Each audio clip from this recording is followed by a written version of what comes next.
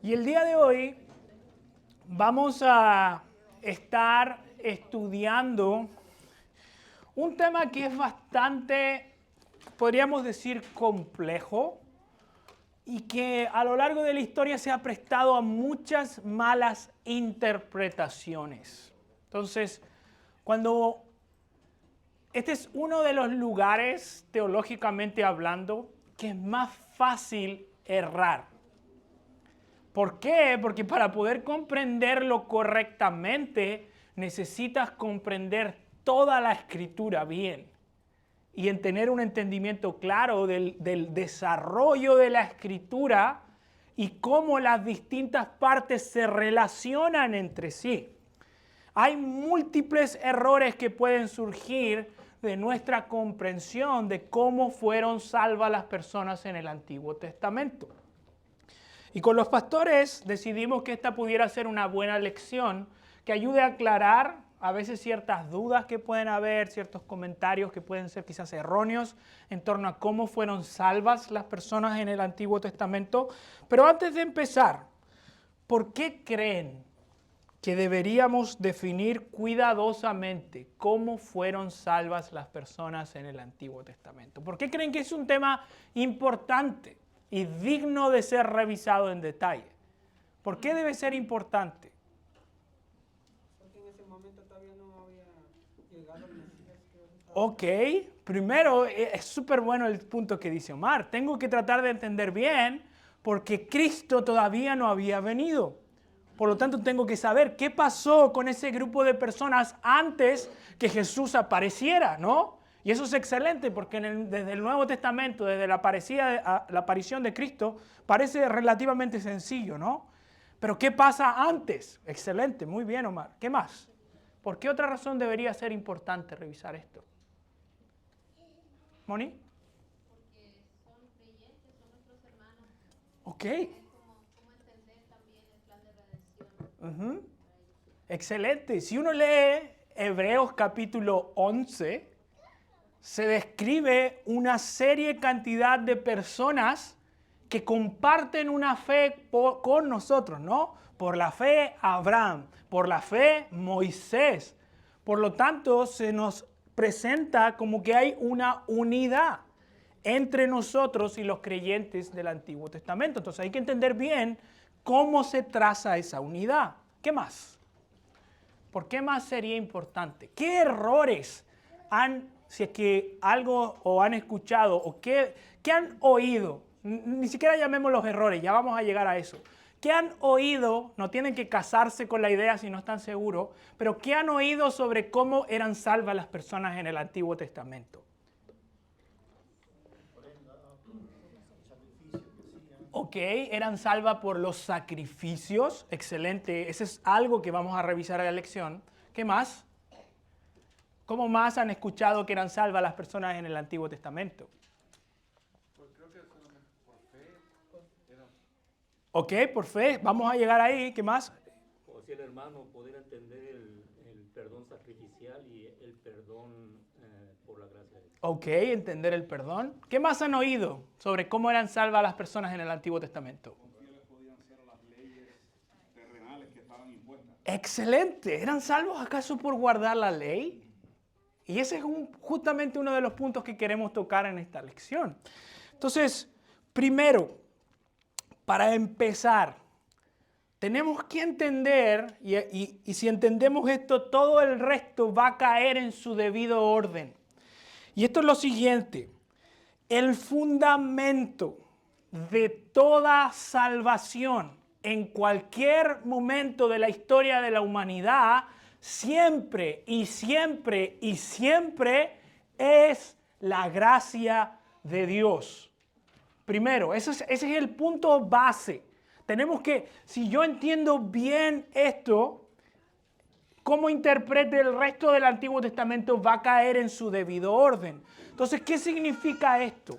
Lo que quiero decir con decir el fundamento es que nadie, absolutamente nadie en la historia de la humanidad ha merecido ser salvo. ¿Me siguen, no? Nadie, no hay un solo ser humano en la tierra que pueda presentarse delante de Dios y decirle, yo merezco ser salvo. ¿Cierto? Dicen amén a eso, ¿no? Amén. Ni un ser humano merece delante del Señor recibir su gracia. Gracia, ¿cómo podríamos definirlo? ¿Quién lo sabe? ¿Qué es gracia? Favor inmerecido, es un regalo. Y cuando decimos que es un favor inmerecido, miren que les voy a explicar algo difícil de entender, es porque no lo merecemos. ¿Me siguen, no? Favor inmerecido es algo que no mereces. Entonces, cuando decimos que todas las personas han sido salvas por gracia, queremos decir que nadie, absolutamente nadie, ha merecido ser salvo. ¿Me siguen, no? Si entendemos esto, todo el resto va a caer en su debido orden. Ahora, esta no es una idea que sea propia solamente del Nuevo Testamento. Es algo que está explícitamente enseñado en las páginas del Antiguo.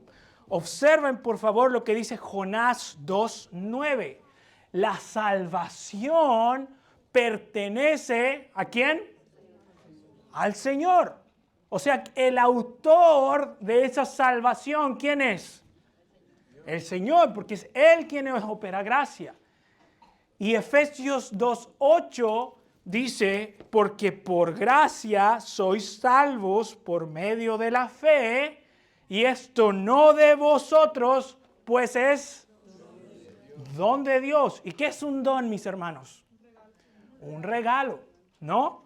Entonces esto es importante, porque miren cómo el Antiguo Testamento nos enseña esto. Si uno mira las páginas del Antiguo Testamento, tenemos que entender que nadie podía justificarse por sus obras. ¿Por qué? Porque todos fallamos y pecamos de muchas maneras. No hay un solo israelita que haya guardado la ley perfectamente, salvo Cristo. Y eso significa que incluso después de que Israel recibió la ley en el monte Sinaí, la verdadera justicia no podía provenir de parte de ellos. Entonces observen, Salmo 143:2. No entrará ningún viviente en tu presencia siendo justificado. O nadie se justificará delante de tu presencia. Y observen la manera en que el salmista lo construye. ¿Cuántos seres humanos pueden entrar en su presencia o justificarse a ellos mismos? ¿Qué dice ahí? Ninguno. Y de nuevo, yo a veces traigo conceptos que son difíciles, pero ninguno quiere decir ninguno. Ningún ser humano puede entrar en la presencia de Dios justificándose a él mismo. Ni uno solo. Ninguno quiere decir ninguno. Perfecto. Observen cómo lo expresa el Salmo 51. David, el rey, el ungido, el que recibió el Espíritu del Señor. He aquí, en maldad he sido formado y en pecado me concibió mi madre. O sea, David es consciente de que él era un pecador. Por tanto, no merecía estar en la presencia del Señor. Todo el Salmo 51 es un ruego de clamor por la gracia y la misericordia de Dios ante su pecado. Observen otras partes también. Job 15:31. He aquí que el impío confía en la vanidad y será engañado. Isaías 64:6. Todos nosotros somos como suciedad y todas nuestras justicias son como trapos de inmundicia. Aún las mejores obras de los santos en el Antiguo Testamento, dice Isaías, son como ¿qué? Trapos de inmundicia. ¿Y alguien sabe cuál es la traducción de qué son los trapos de inmundicia? Porque la traducción es fuerte. ¿Alguien sabe qué es? Yo creo que es algo que puede ser que cuando te quitas la ropa huele a todo. Es peor, o sea, es más explícito. ¿Tú sabes, Juana? Sí, creo que es como los trapos que usaban las mujeres para Ajá, exacto. Son los trapos menstruales. Esa es la palabra que está usando aquí Isaías. Dice, aún nuestra justicia, cuando obedecemos a Dios de alguna manera, son como trapos de inmundicia. ¿Qué significa eso? Que no son dignos de justificarnos delante del Señor.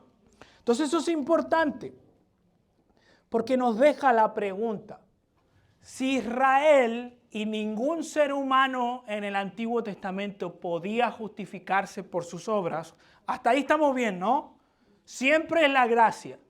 Por tanto, nadie podía ganar el favor de Dios por su propia justicia, porque sus justicias son como trapos de inmundicia delante del Señor.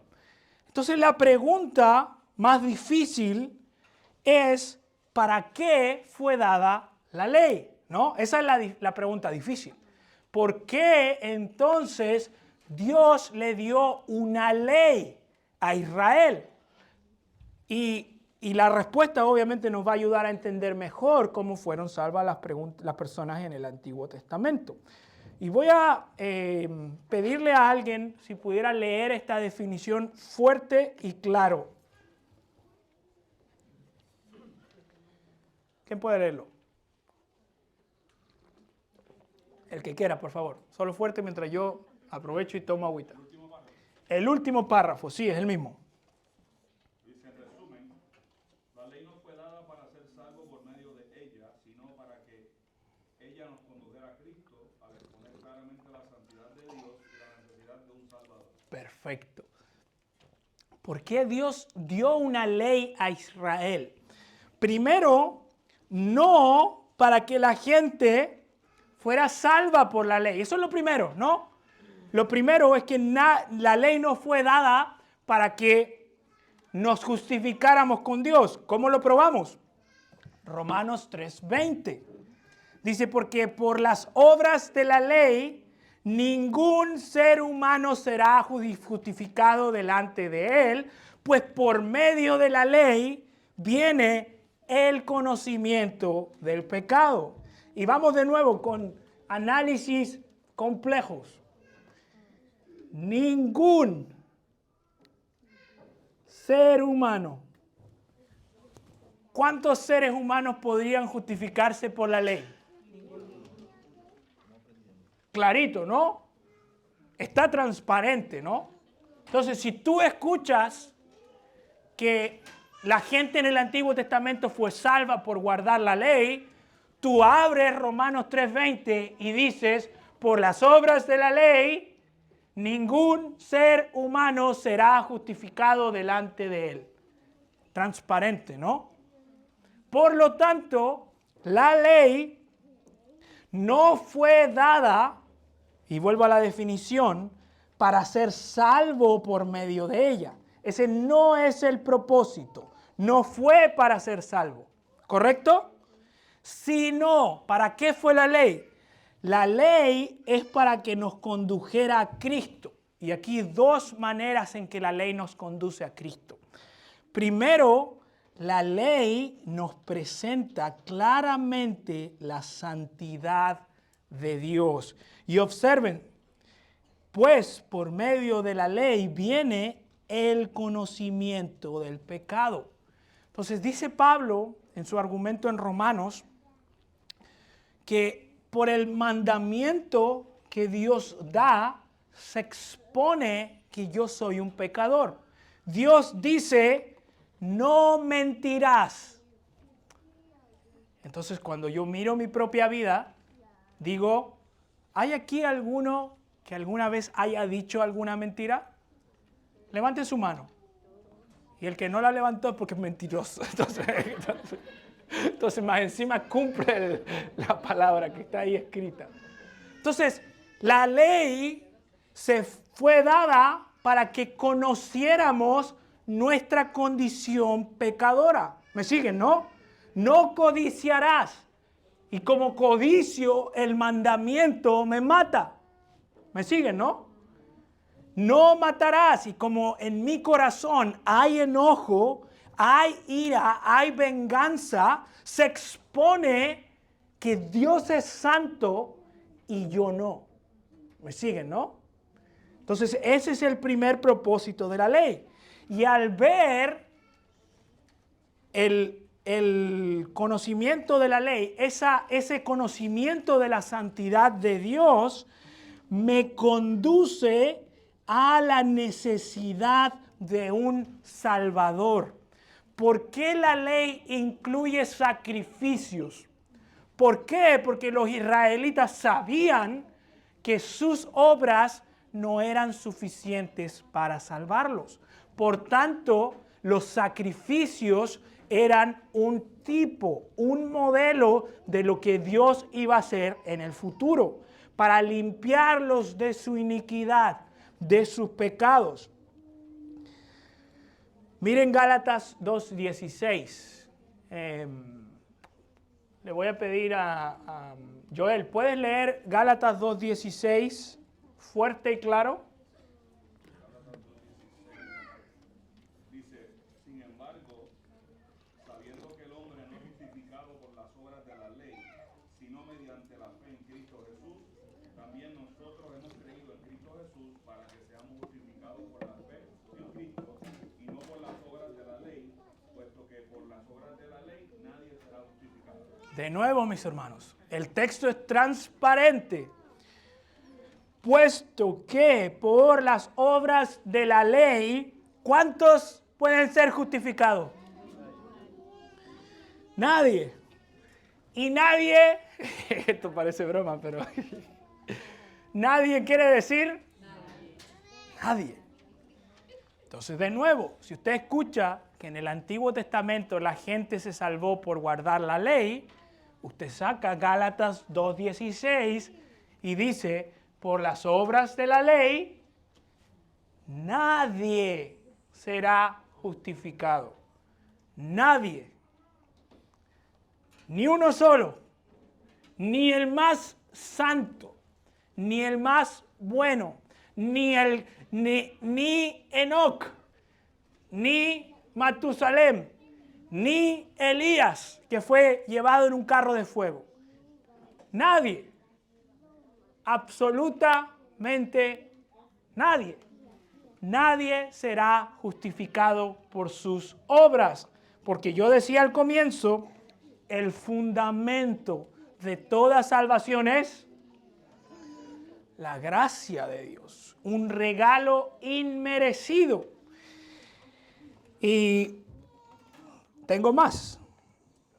Este es hermoso, mis hermanos, para entender bien. Dice Gálatas 2:21. Dice, no hago nula, observen bien el lenguaje, no hago nula la gracia de Dios, o sea, no desprecio la gracia de Dios, porque si la justicia viene por medio de la ley, entonces Cristo murió en vano. Fíjense el argumento. Si por alguna razón o algún medio los seres humanos pudieran justificarse por Dios, entonces que la segunda persona de la Trinidad se encarnara y muriera fue, ¿qué dice ahí? En vano.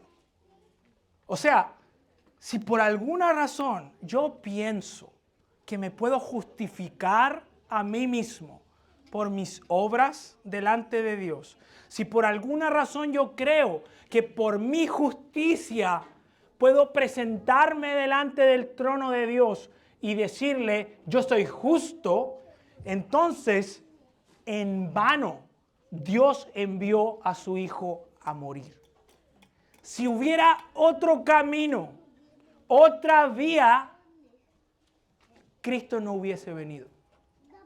Si hubiera alguna otra forma de tener santidad delante de Dios, aparte de Cristo, entonces la encarnación es en vano. La muerte del Hijo de Dios en la cruz fue en vano. Entonces, cuando tú escuchas a alguien que dice y cree que puede ser lo suficientemente bueno para ir al cielo, es una ofensa enorme contra Dios. Es una ofensa. Cuando alguien cree que puede presentarse delante del Señor en sus propios méritos y cree que porque es lo suficientemente bueno va a entrar al cielo, está despreciando. Y miren lo que dice al principio: no hago nula la gracia de Dios. Si tú crees que por tus obras puedes salvarte, entonces estás haciendo, ¿qué dice aquí? Nula la gracia de Dios. No es para ti la gracia, porque tú no quieres recibir la gracia. Lo que tú quieres es presentarte en tu justicia. Pero ¿qué dijo Isaías? Mis justicias son como ¿qué? Trapos de inmundicia. Entonces es fuerte el argumento. Esto no es algo menor. Si alguien cree que puede salvarse por sus obras, entonces Cristo vino en vano. Y eso es importante, ¿no? Gálatas 3:24. De manera que la ley ha venido a ser, y aquí está importante, entonces, ¿para qué es? Nuestro guía. Nuestro guía. ¿Para qué? Nuestro guía ¿hacia dónde? ¿Qué hace un guía? Un guía para conducirnos. ¿A quién? A Cristo, a fin de que seamos justificados por la fe. Entonces, fíjense qué interesante, porque la ley fue dada para que todo Israel supiera que ellos no podían justificarse en sus propias obras. ¿Ok? Porque no podían, no tenían la capacidad. Pero la ley los conduce, dice este pasaje, a Cristo. Entonces, en algún sentido, la ley, y síganme porque esta parte es importante, sirve para preservar al pueblo de Dios, o el pueblo escogido que estaba dentro de Israel, porque no todo Israel es Israel, y no todo Israel va a estar en el cielo. O sea, el grupo, el remanente fiel, del remanente fiel iba a venir el Salvador. Entonces la ley los protegía, les dejaba por una especie de barrera de protección contra las otras naciones, contra la influencia pagana, y preservaba la simiente de donde vendría el Salvador. Entonces, fíjense aquí que es importante. Por tanto, den vuelta a la página, por favor. Por tanto, la Escritura enseña con absoluta claridad, y digo absoluta claridad por todas las veces que se repite nadie, ningún, etc. Con absoluta claridad que nadie ha sido jamás salvo por obediencia personal o cumplimiento de la ley, sino, y escúcheme bien porque aquí viene, únicamente por la gracia de Dios otorgada a través de Cristo como mediador. Y acá hay un pequeño esquema. Todo ser humano ha sido salvo por la mediación de Cristo, ¿cierto? Porque la gracia de Dios viene por medio de Cristo. La gracia y la verdad vienen por Él, dice Juan. Entonces, en el Antiguo Testamento, la gente fue salva por el Cristo prometido. Cristo quiere decir Salvador. Entonces, esa gracia se manifestó en modo de promesa. Pero en el Nuevo Testamento esa promesa fue revelada. Pero en ambos casos es Cristo quien salvó en el Antiguo Testamento y es Cristo quien salva en el Nuevo. Pudiéramos decir en algún sentido, y creo que he hecho este dibujo antes, que los santos del Antiguo Testamento fueron salvos mirando hacia la cruz futura.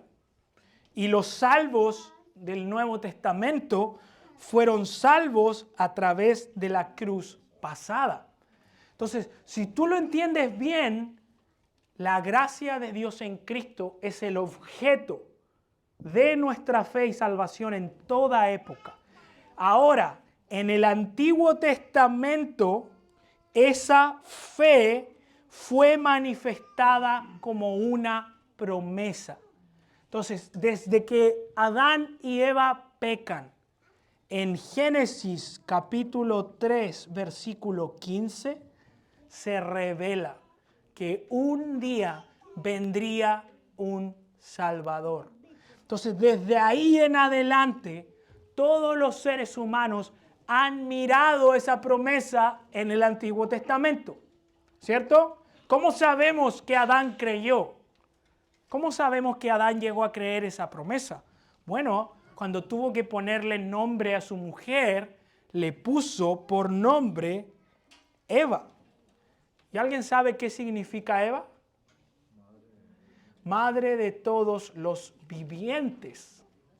Entonces, lo que Adán está creyendo es que él va a vivir y que la promesa de que iba a morir se iba a revertir porque un día iba a venir la simiente.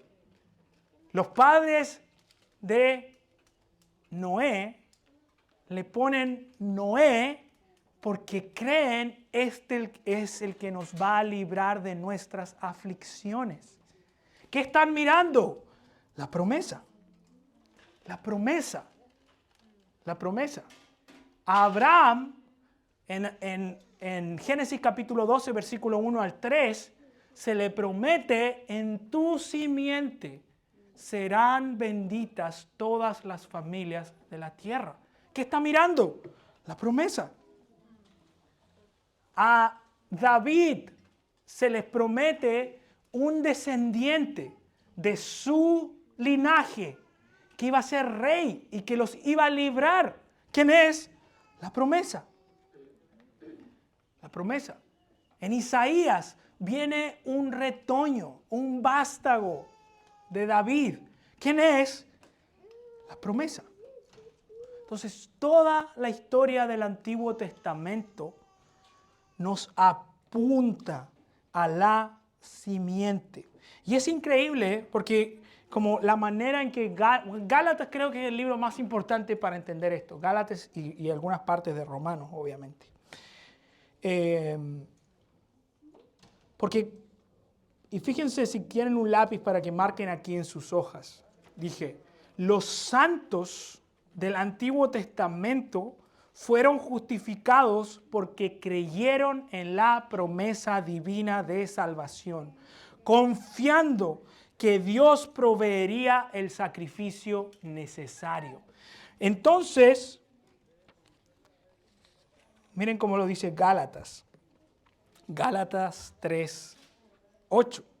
La Escritura, previendo que Dios justificaría a los gentiles por la fe, anunció de antemano las buenas nuevas a Abraham. Y qué interesante, la palabra buenas nuevas significa evangelio. Eso significa buenas nuevas. A Abraham se le anunció el evangelio. Eso es lo que dice este pasaje. En ti serán benditas todas las naciones, en tu simiente. Entonces, Abraham fue salvo porque creyó en la promesa de Dios. ¿Por qué? Porque él escuchó el evangelio. Como tú y yo, pero en el Antiguo Testamento escucharon el evangelio en su forma de simiente. En su versión prometida. ¿Me siguen, no? Clarito, ¿no? Él escuchó el Evangelio y creyó por la fe a Abraham. Dice, decidió incluso sacrificar a su hijo si es que era necesario. Porque él creía que Dios era poderoso para levantar de los muertos. Y eso no solo por una fe personal en Dios, porque Abraham sabía que de su simiente vendría la promesa y que en Isaac iba a venir su descendencia. Él sabía que si Dios prometió esa simiente, Él lo iba a resucitar si era necesario. Porque esa era la simiente prometida, la simiente anunciada en el Antiguo Testamento. Y Romanos 4:3, porque ¿qué dice la Escritura? Y creyó Abraham a Dios y le fue contado por justicia. O sea, pudiéramos decir, su justificación vino por la fe en la promesa.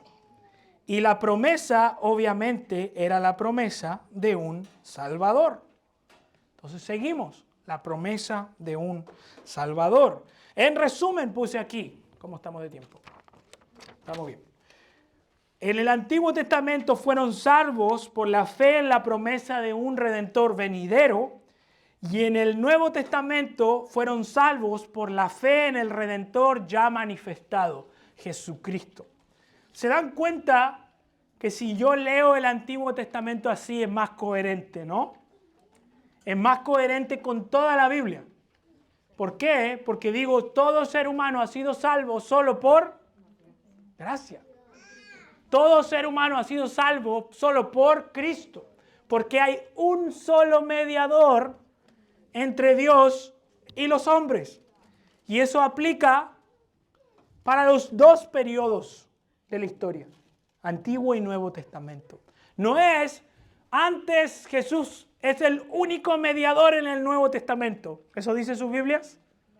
No, dice es el único mediador entre Dios y los hombres. ¿Y único quiere decir? Único. No hay otro. Entonces solo por Cristo podemos llegar a ser salvos. Ahora, y aquí la pregunta difícil. Y aquí entramos en teología dura, pero esta parte que espero ser lo suficientemente claro para que se entienda bien. La pregunta entonces es si Cristo es el mediador entre Dios y los hombres, es cómo es posible que las personas fueran salvas antes de que Jesús se encarnara y muriera en la cruz. Esa es difícil, ¿no? Si la salvación viene por Cristo y su obra en la cruz, mediadora, ¿no? ¿Cómo es posible que la gente fuera salva antes de que Jesús se encarnara y muriera en la cruz? Bueno, veamos. ¿Qué creen? Salvo Peter no puede participar en esta, pero... ¿Ah? Ok. En el principio ya él era. Ok, él ya existía. ¿Qué más? ¿Cómo pudieron haber obtenido el beneficio de la muerte de Cristo sin que Cristo todavía haya sido muerto? Yo creo que es por la fe en el garante de la promesa que es Dios. Ok, por la fe en Dios, que es quien prometió. Y algo que nos ayuda a entender esto, creo yo, es Hebreos 11, donde va a decir todos los héroes de la fe, así dice el título en alguna Biblia, y reconoce que sin fe es imposible agradar a Dios. Y cada uno de estos patriarcas o líderes del Antiguo Testamento agradaron o fueron aprobados por Dios por su fe, dice la promesa. Y luego en el 12 dice que hay que poner los ojos en el autor y consumador de la fe, que es Cristo. Amén, amén. Ok, miren, vamos a ver. Y esto, mis hermanos, mucha gente piensa que la teología reformada es solo los 5 puntos del calvinismo o de la elección. Pero verdaderamente el centro de la teología reformada lo más relevante y que marca la doctrina de la elección, subordinada a eso, es los entendimientos de los pactos. Eso es quizás lo central en la teología reformada y quizás lo más desconocido también. Pensamos que los 5 puntos del calvinismo es lo único que nos hace reformados, pero este es el centro de la teología reformada, que es cómo entender la relación entre los pactos. Y miren lo que puse ahí. Sigan conmigo la lectura. Y puse aquí, lean aquí en sus hojitas conmigo, en la página siguiente. Dice, antes de la creación del mundo, Dios había establecido a su Hijo como el mediador y redentor de su pueblo escogido. Este pacto eterno, conocido en teología como el pacto de redención, es el fundamento sobre el cual descansa todo el plan de salvación. ¿Qué quiere decir esto, mis hermanos? Primero, Dios sabe todo, ¿no? ¿O hay cosas que Dios no sepa? Todo, ¿no? ¿Dios sabía que Adán y Eva iban a pecar? Sabía, ¿no? ¿Pudo Dios haber detenido a Adán y Eva? ¿Pudo?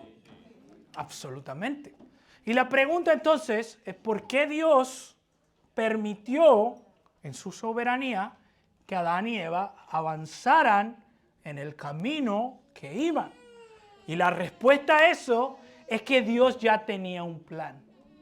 Dios ya había establecido desde antes de crear el universo que Cristo sería el mediador de su pueblo escogido. Y eso es importante porque nos cambia un poco la visión del mundo.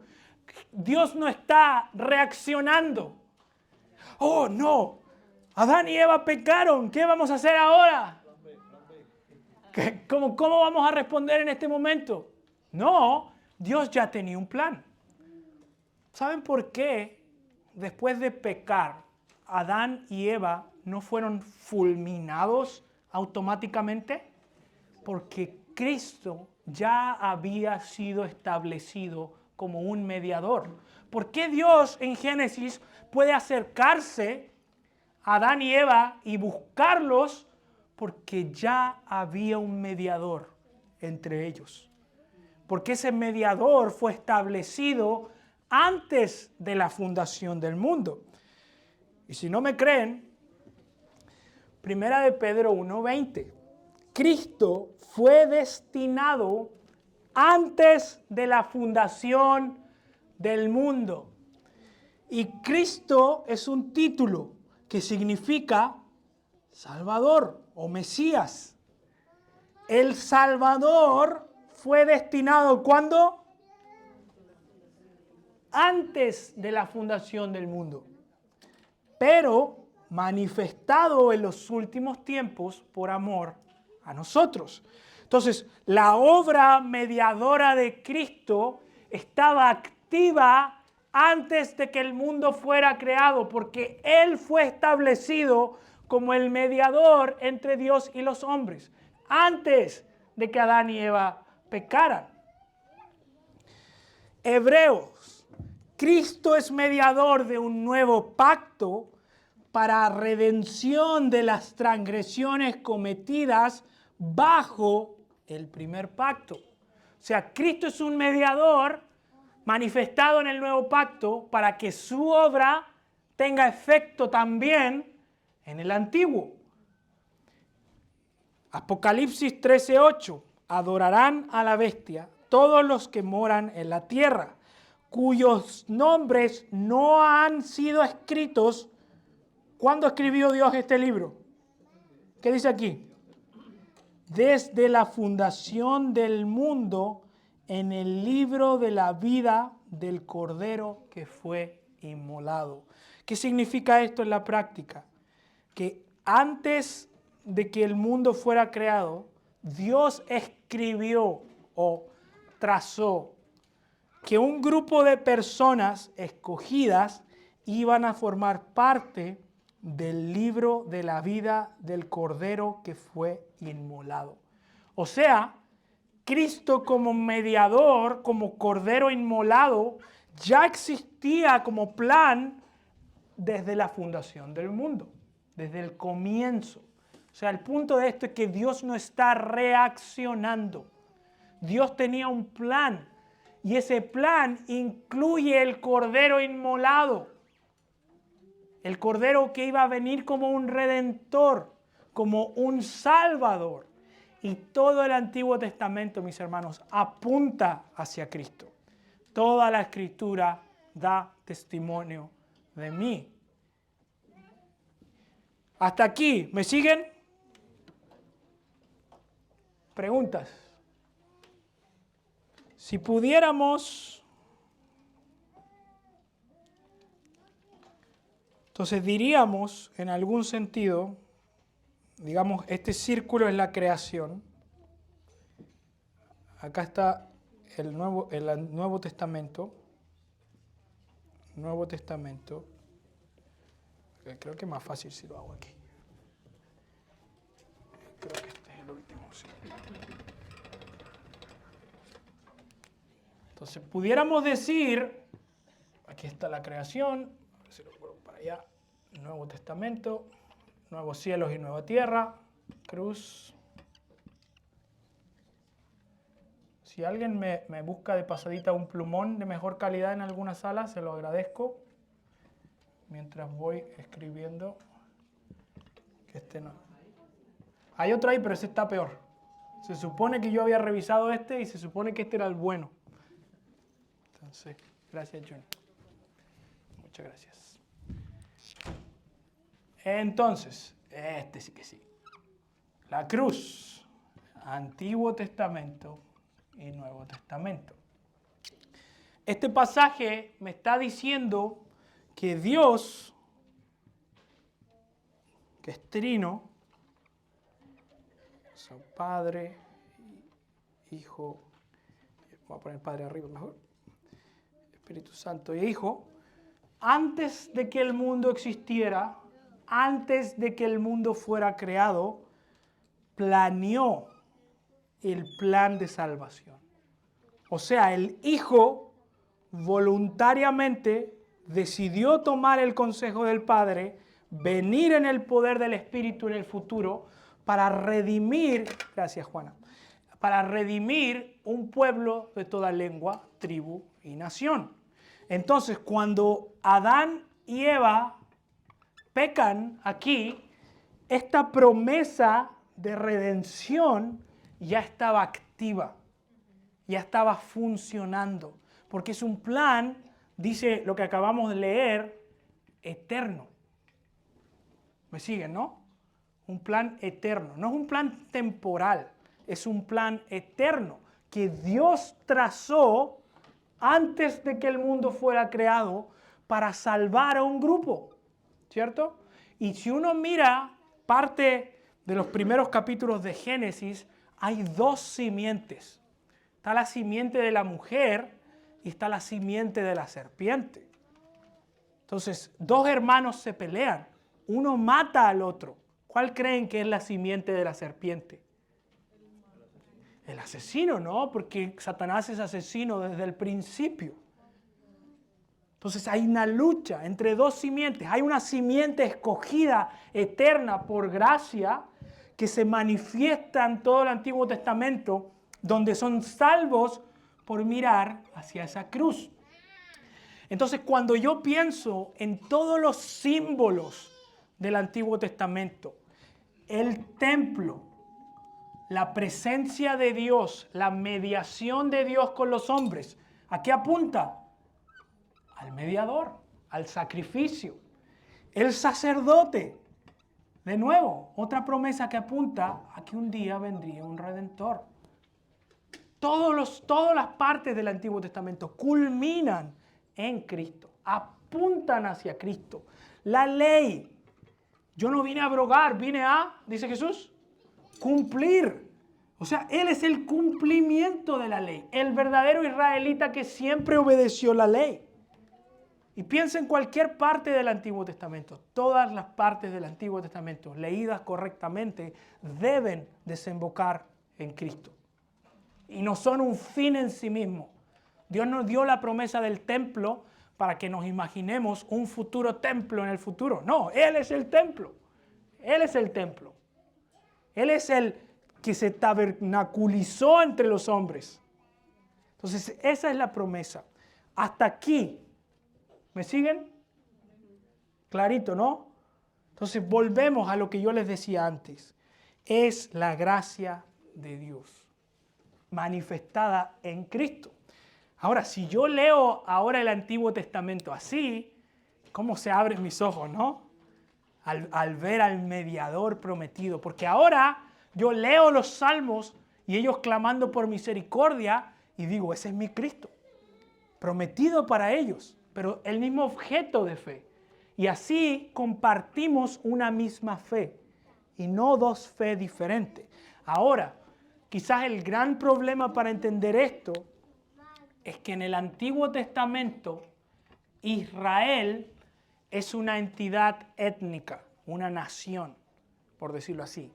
Pero dentro de Israel, vamos a decir, todo esto es Israel, pero dentro de Israel hay un remanente. Y esto es lo que Gálatas llama el Israel de Dios. Entonces, dentro de Israel está el verdadero Israel, que es el Israel de la promesa. Porque ustedes ven, en el Antiguo Testamento hay mucha gente que no va a estar en el cielo, ¿no? Por ser israelita, ¿cierto? ¿O no vamos a creer que algunos de esos reyes malvados que quemaban a sus hijos, que adoraban a otros dioses, van a ir al cielo? Es imposible. ¿Por qué? Porque dentro de Israel está el verdadero Israel, que es el Israel de Dios. Y este Israel de Dios es el que está en continuidad con la iglesia, porque es la iglesia de todos los tiempos. Nosotros y ellos, porque somos los mismos personas que reciben la promesa. ¿Me siguen, no? Entonces, ahí hay continuidad. Ahí hay una continuidad que creo que es coherente con el esquema de la Biblia. Hasta aquí, preguntas. ¿Hanna? En los salmos, ¿por qué dice a veces David como por mí, Justicia. justicia, no sé, me has escuchado, cosas así, siempre me confunde. Hay muchos de los salmos de David donde él sabe que es un representante del Mesías venidero. Y a veces son palabras mismas que Jesús toma de los salmos como una representación. Entonces hay veces, creo, especialmente, hay veces donde especialmente los salmos toman el lenguaje de Cristo como el Mesías venidero, pero hay otras veces que cuando David habla de justicia, se refiere a que él es justificado por la promesa. No justicia en sus obras, sino es justo porque creyó en la promesa. Entonces, creo que eso envuelve en la mayoría de los dos casos. Y creo que también hay salmos que hablan de una justicia que no es justificadora. Exacto. No simplemente dice, yo he actuado rectamente, lo cual también es una responsabilidad. Ajá. Entonces el salmista dice, pero yo he actuado justamente, he actuado rectamente, sé que no es por causa de mi pecado. Entonces hay que diferenciar pero también hay cosas en que yo soy inocente porque Exacto.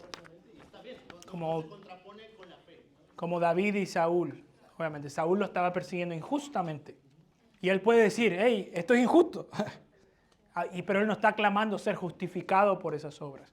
Perfecto, mis hermanos. ¿Alguna otra duda? No se queden con preguntas. Sé que esto puede ser, si es la primera vez que lo escuchan, decir como, me está volando la cabeza. Así como... Eso sería muy importante, ¿no? De los niños, los papás de los niños, por ejemplo, nosotros llevamos Proyecto Evangelio. En cada historia bíblica desde el Antiguo Testamento les da una relación de conexión con Cristo. Y entonces esto podría ser de gran bendición para los papás, porque de esa manera ellos pueden tener su devocional en casa, sabiendo de que esto tiene una relación, es una conexión.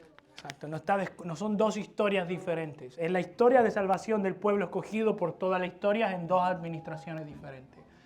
¿Damaris? ¿Podrías quizá explicar un poquito más acerca del remanente como en Israel? O sea, quizá pensando en el contexto que algunos pusimos, como viendo a Israel como la nación santa, el pueblo escogido de Dios, como que fuese algo que se nos hubiese entendido. Sí. Mira, el tema creo que da para un estudio completo, pero simplemente déjenme apuntar su...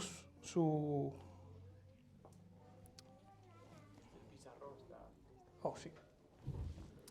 Que quiero usarlo, pero muy breve. Si tienen sus Biblias en Romanos capítulo 11.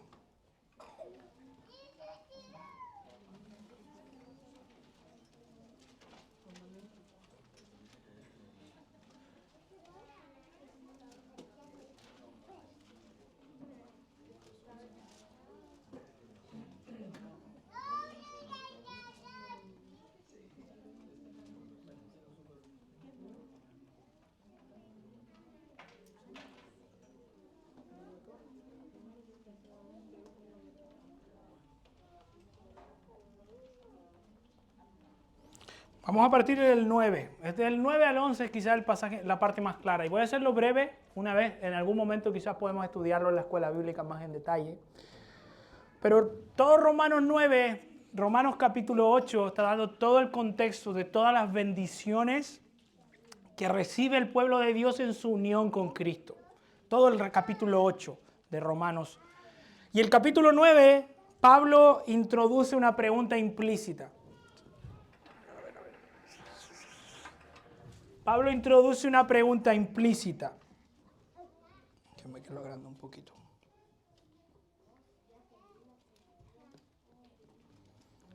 Y a eso me refiero en el 9. ¿Quién acusará a los escogidos de Dios? Dios es el que justifica. Por esto estoy convencido de que ni la vida ni la muerte nos podrán separar del amor de Cristo. Y Pablo en el capítulo 9, si dice, si la vida y la muerte no nos pueden separar del amor de Cristo, capítulo 9, Pablo introduce el tema de Israel. Entonces, si ni la vida ni la muerte nos pueden separar del amor de Cristo, ¿qué pasó con Israel? Esa es la pregunta que está respondiendo en el capítulo 9. Y dice Pablo en el versículo, digo la verdad en Cristo y no miento, dando testimonio a mi conciencia en el Espíritu, que tengo gran tristeza y continuo dolor en mi corazón, porque, bueno, él desearía que Israel fuera salvo. Eso es lo que... Y fíjense el versículo 6. No es que la palabra de Dios haya fallado, porque no todos los descendientes de Israel son... Ven, a esto es lo que me refiero. Por eso ocupo ese lenguaje. No es que la palabra de Dios haya fallado, porque no todos los descendientes de Israel son Israel. O sea, hay dos Israel. Hay un Israel físico y hay un Israel espiritual. La nación de Israel hoy no es el Israel espiritual. ¿Por qué sabemos? Porque no creen en Cristo. Porque el Israel espiritual cree en la promesa. ¿Cierto? Porque eso es lo que venimos diciendo. Ellos creen. Porque no todos los descendientes de Israel son Israel. Ni son todos hijos por ser descendientes de Abraham. Sino que en Isaac te será llamada descendencia. Versículo 8. Esto es... No son los hijos de la carne los que son hijos de Dios, sino que son los hijos, ¿de qué dice ahí? De la promesa son considerados como descendientes. Entonces lo que Pablo nos está enseñando aquí es que dentro de Israel étnico, nacional, hay un Israel escogido por gracia. Entonces no tenemos ninguna razón para creer, creo, que el Israel nacional es parte de este Israel, porque no creen en Cristo. No sabemos qué pueda pasar en el futuro. Hay personas que creen, aún dentro de esta misma tradición, que en el futuro puede venir un avivamiento de israelitas que crean en el Mesías. Puede ser, yo no sé, puede ser, pero lo que sí sabemos es que no todo Israel es Israel. Entonces, ser israelita físico, y esto lo dice en Gálatas explícito, no salva. Ser descendiente de Abraham no te salva, porque nosotros somos hijos de Abraham por la fe. Entonces eso es importante. Mis hermanos, no quiero quitar, solo que no perdamos estos 5 minutos de leer. Les voy a dar un minuto, lean cómo lo expresa la segunda confesión de Londres. Son 2 artículos. Quiero que lean en silencio y destaquen las partes que le llaman la atención. Luego comentamos bien breve y cerramos.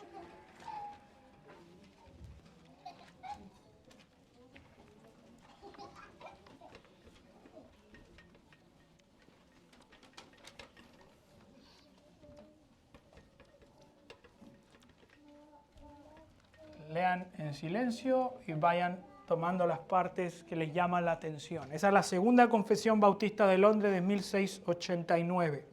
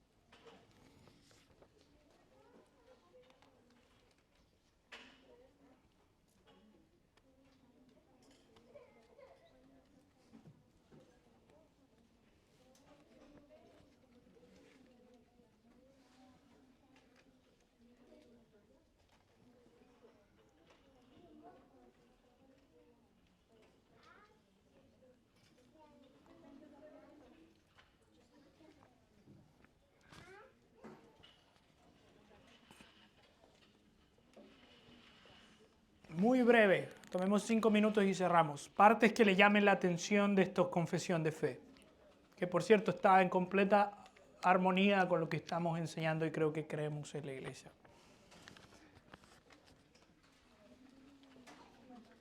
Partes que le llamen la atención de lo que ha leído.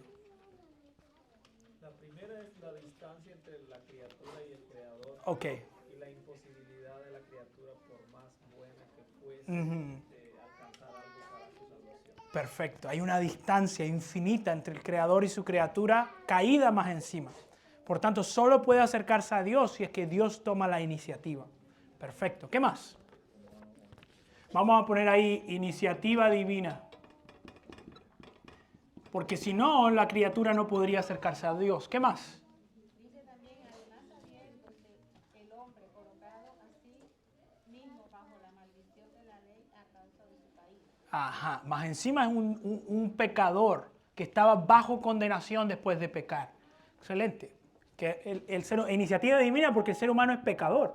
Perfecto. ¿Qué más hay ahí que sea interesante? ¿Qué otra? Al Señor le agradó hacer un pacto de gracia, seguimos viendo como la iniciativa de Dios por salvar. Perfecto, un pacto de gracia. Ese era el... Ahí en el mismo punto 2, la fe. La fe como la que da acceso y lo que Dios exige para... La fe es el instrumento para ser salvo. El justo por la fe será justificado. ¿Y qué es el pacto revelado en el Evangelio? Exacto. El pacto de gracia se revela. Muy bien. Primero como promesa y después se revela en Cristo. Y esta promesa, toda esta promesa es El Evangelio, las buenas nuevas. Hay una vía de ser salvo, no por mis obras, sino por la gracia de Dios. Muy bien, ¿qué más? ¿Moni? Tengo una pregunta. Ujú. El 3 dice, bueno, el pacto revelado en el Evangelio fue así. A Adán se le reveló en la promesa de la salvación, Ujú. la simiente de la mujer. Y luego a través de pasos adicionales. Ujú. Que la plena revelación fue completada en el Nuevo Testamento. Ujú. ¿Cómo se definiría o cómo se explica eso de pasos adicionales? Tenemos que esta revelación de Dios en el Antiguo Testamento es una revelación progresiva. O sea, tenemos más información de esa simiente que va creciendo gradualmente. Entonces, sabemos que viene de Adán, después en Abraham sabemos que viene por él. Después sabemos que es un descendiente de David. Y así la promesa va creciendo con ciertos datos adicionales de esa promesa que se manifiesta completamente en el Mesías. No sabemos, por ejemplo, en Adán que iba a ser un sacerdote o un rey, que sí sabemos a través de los levitas y después a través de David. Entonces va creciendo los detalles progresivos de esa promesa. ¿Hermano? Yo puedo ver el acuerdo puedo ver la Trinidad. Ajá. En este caso puedo ver la Trinidad del acuerdo del Padre y el Hijo en la redención del elegido a través de la gracia de Dios. ¿Verdad? Amén. Puedo ver la Trinidad allí entre él, en el Padre y el Hijo al respecto a la redención de los elegidos, en solo a través de la gracia. Amén. Puedo ver Es un plan de salvación del Dios Trino. Dios Trino. Ajá. Eso es lo que quería decir. Exacto. Ajá. Y eso es muy importante, porque si yo niego la Trinidad, perdí todo. O sea, perdí el plan de salvación del Dios Trino desde el comienzo, porque es el Padre enviando a su Hijo en el poder del Espíritu como mediador. Amén. Entonces, si pierdes eso, pierdes a Dios mediando entre los hombres y Él. Es la base. La base. Si pierdes eso, ya no es Dios mediando con su creación, es Dios y una criatura. Y ya perdiste el plan de salvación. Excelente, muy buena punto. Excelente, mis hermanos, no quiero tomar, ya estamos pasado de la hora, son la una. Solo muy breve, ¿alguna pregunta o algo para que bueno, si no me preguntan después, también para no... Mande. Exacto. Próxima semana viene el pastor Juan Manuel Vaz y va a venir a la escuela bíblica y vamos a estar conversando un poquito de la membresía de la iglesia, de la disciplina, de la predicación expositiva. Entonces lleguen temprano.